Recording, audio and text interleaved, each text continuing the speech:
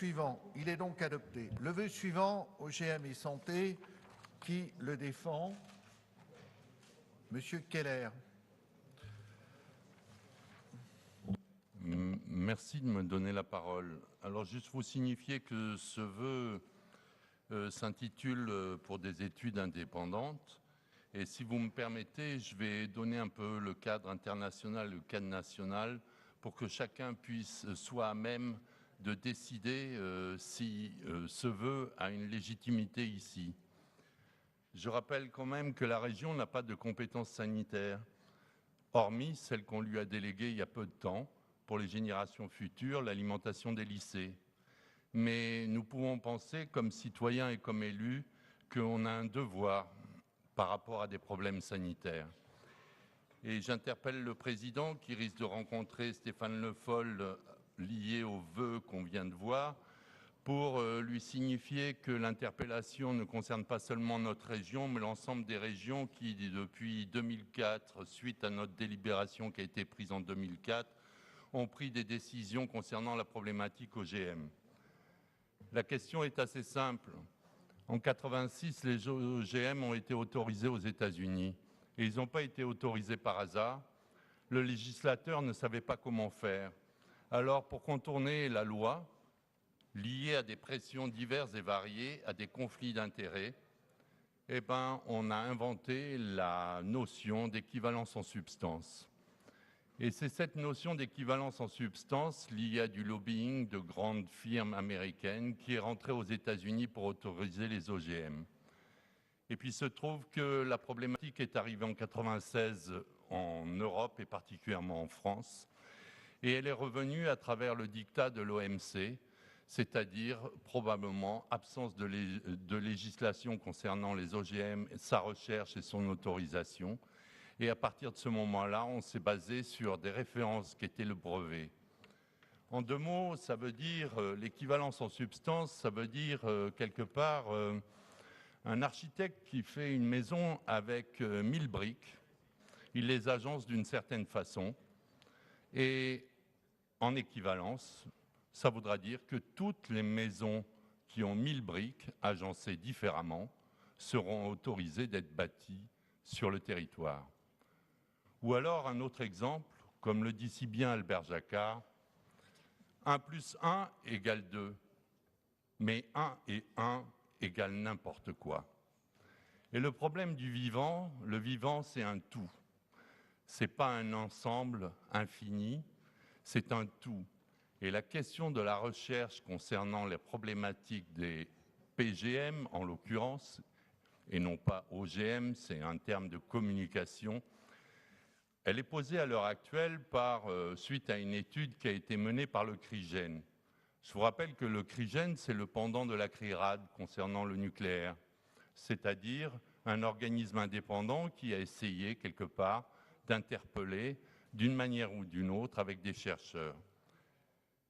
Pour valider ce vœu, qui, j'espère, pourra aller assez loin en emmenant d'autres régions à se prononcer et éventuellement l'ARF, je voulais simplement vous signifier que le Sénat, il y a quelques jours, vient de reconnaître les lanceurs d'alerte et de fait, de manière implicite, l'équivalent de ce vœu, que le Comité économique et social du Haut Conseil des biotechnologies réclame l'équivalent de ce vœu, c'est-à-dire des études qui dépassent 3 mois et non pas une reconnaissance de l'équivalence en substance, c'est-à-dire des productions faites par les sociétés de biotechnologie. Je vous rappelle que les premiers à nous interpeller sur la chose, c'est 130 ONG au niveau national et bien plus au niveau européen. C'est 1000 chercheurs qui appuient Gilles-Éric Serralini dans la démarche qu'il a accompagnée. Et puis enfin, pour vous signifier l'importance du problème, la déclaration du ministre de l'Agriculture il y a quelques jours signifiant qu'effectivement, il y avait peut-être une lacune sur le sujet. Alors, pour penser aux générations futures, pour penser à la nôtre au niveau de la santé, je voulais vous dire aussi que 3 chercheurs, depuis 10 ans, ont été expulsés au niveau national dans leur État parce qu'ils avaient mené l'équivalent de cette recherche et trouvé des finances. Il y en a un, c'était il n'y a pas si loin d'ici, il s'appelle M. Pudzai. Et M. Pudzai a été chercheur mandaté par le gouvernement anglais pour rechercher il y a 10 ans quelles étaient les conséquences de l'alimentation de rats avec des pommes de terre transgéniques. Quand il a abouti au bout de 18 mois sur son étude, lui qui était un pro-OGM, a été obligé de communiquer sur les conséquences sanitaires que ces pommes de terre avaient sur les rats. Conséquences de l'histoire liées à des pressions divers et intérêts, liées à des conflits d'intérêts. Cette personne a été expulsée du territoire et le ministre de l'Environnement anglais a été obligé de démissionner.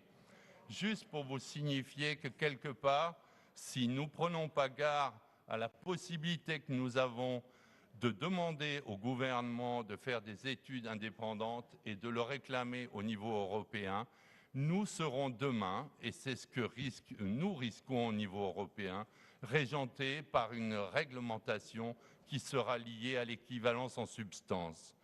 Alors, comme je ne veux pas faire les maisons en briques de la même forme, nous vous proposons un vœu simple qui signifie quelque part, conscient des craintes sanitaires que les OGM suscitent, le Conseil régional demande au gouvernement la transparence sur les études d'évaluation des risques sur la santé et l'environnement ayant conduit à l'autorisation des pesticides, que soient rapidement engagés des travaux indépendants et contradictoires sur les effets à long terme de la consommation d'OGM associés ou non à des pesticides, d'agir auprès de l'Agence européenne de sécurité des aliments, de la Commission européenne, pour qu'elle revoie les lignes directrices sur l'évaluation des OGM. Je vous remercie. Merci. Est-ce qu'il y a des interventions sur ce point ?